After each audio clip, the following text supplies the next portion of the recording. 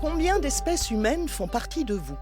Savez-vous que pendant quelques centaines de milliers d'années, nous n'étions pas la seule espèce humaine sur la planète ?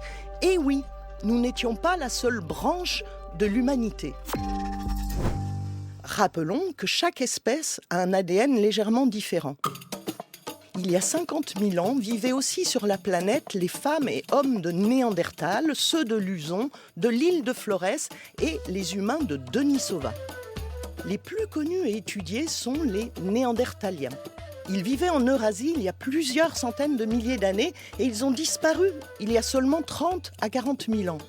Notre espèce, à nous, Homo sapiens, émerge en Afrique il y a 300 000 ans. Et il y a 70 000 ans, notre espèce sort d'Afrique.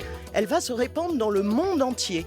Donc, il y a rencontre avec les Néandertaliens. Pendant plusieurs milliers d'années, nous sommes voisins. C'est là que la génétique a apporté une découverte majeure.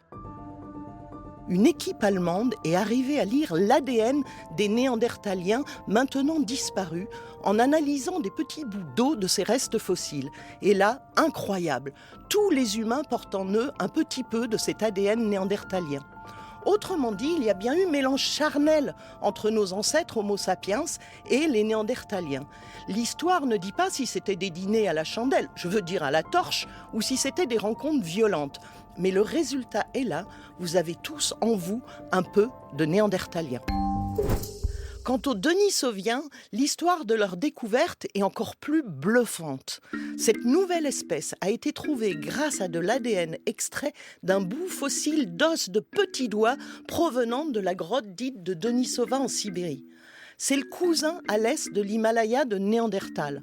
En analysant le génome des populations humaines actuelles, à l'est de l'Himalaya, on trouve des petits bouts d'ADN issus de Denisova.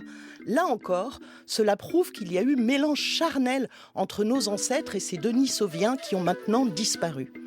A contrario, pour l'instant, il n'y a pas de mélange détecté avec l'homme de Flores, trouvé en Indonésie, ce hobbit de la préhistoire, ainsi nommé car il ne mesurait qu'1,10 m.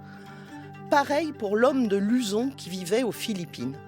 Dans les deux cas, il n'a pas été possible jusqu'ici d'extraire leur ADN. On n'a donc pas pu tester si eux aussi s'étaient mélangés avec les Homo sapiens.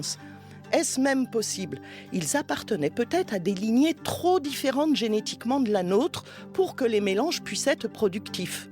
Ou alors, peut-être que notre espèce ne les a juste jamais côtoyés. Bref, la recherche est donc encore bien active sur ces sujets. Et on ne sait pas encore avec combien de lignées humaines nous avons coexisté et avec lesquelles nous nous sommes croisés. Mais nous savons que cela fait peu de temps, à l'échelle de la préhistoire, que nous sommes la seule espèce de la lignée humaine sur la planète.